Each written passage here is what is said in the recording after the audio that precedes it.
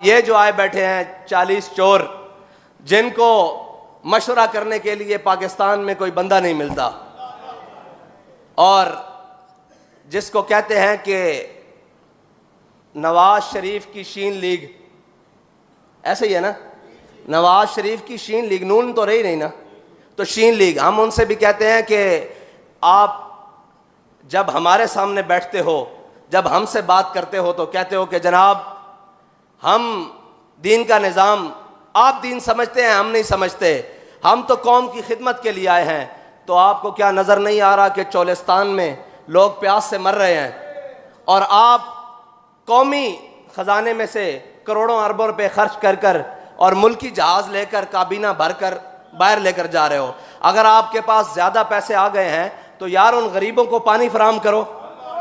और चोलिस्तान में desert rally के नाम पर अरबों करोड़ों खर्च करने वाले वो अय्याश, जिन्होंने अय्याशी का सामान करने के लिए वहां पर पूरे पूरे खैमे और बस्तियां बसाई जाती हैं, वो कहां गए हैं सारे अय्याश?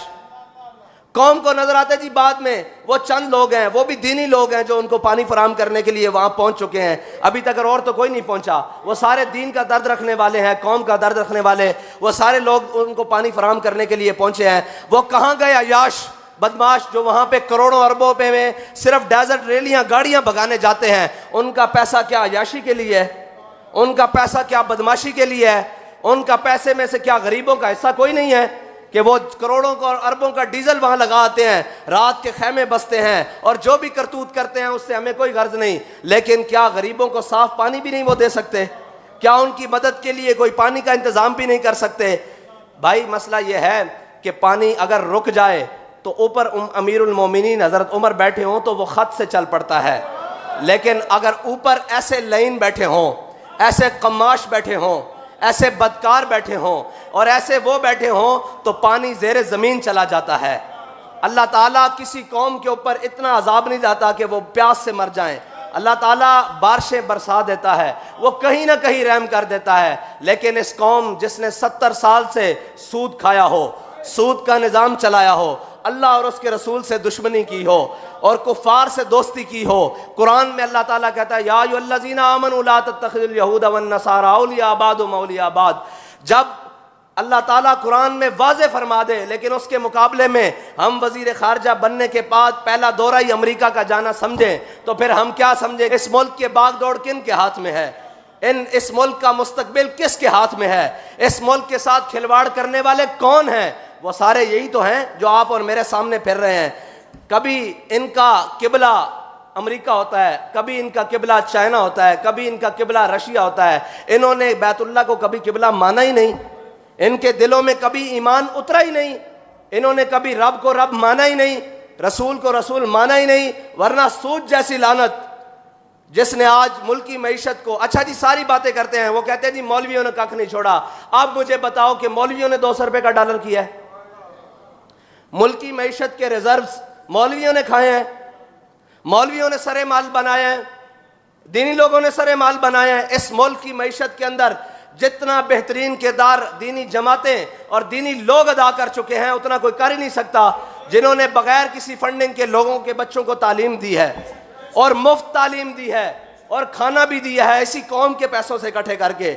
ना कभी किसी से बाहर मांगने गए हैं, ना कभी किसी के आगे दामन फैलाया है, ना भी कभी किसी को पुकारा है कि आओ हम मर गए, हमसे मदरसे नहीं चलते, हमसे तालीम नहीं दी जाती। आज भी जिसकी सबसे कम तनख्वाह है वो इमाम मस्जिद है।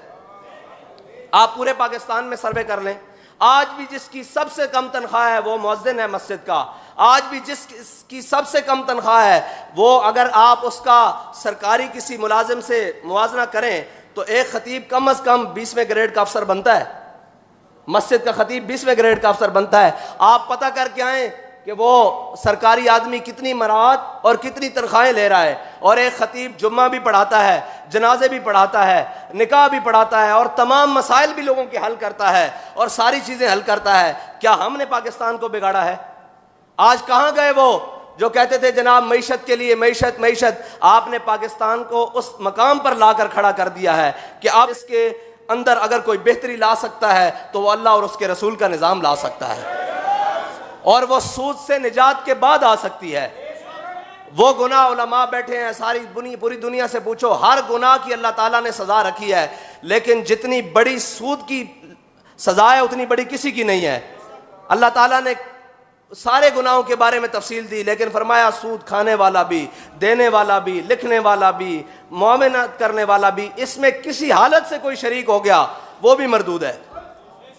ओ पूरा निज़ाम चला के, ओ पूरे मुल्क के अंदर मामलात लिया के अज असी की घटिया 70 साल तो अल्लाह और उसके रसूल ना जंग। वो कहते हैं जी आप मईशत के लिए क्या करेंगे सबसे पहले आके। मैंने कहा हम सबसे जंग लगा लेंगे, अल्लाह और उसके रसूल के सामने सरबसुजुद हो जाएंगे कि या अल्लाह तेरे और तेरे हबीब से जंग हो ही नहीं सकती। 70 साल से हमने अल्लाह और उसके रसूल से जंग लगाकर इसकी मईशत ठीक करने के लिए अपना पूरा जोर लगा रहे हैं, एड़ी चोटी का जोर लगा रहे हैं और कर्जों में लगा रहे हैं। वो कह रहे हैं जी हमारी कोई सुनता नहीं।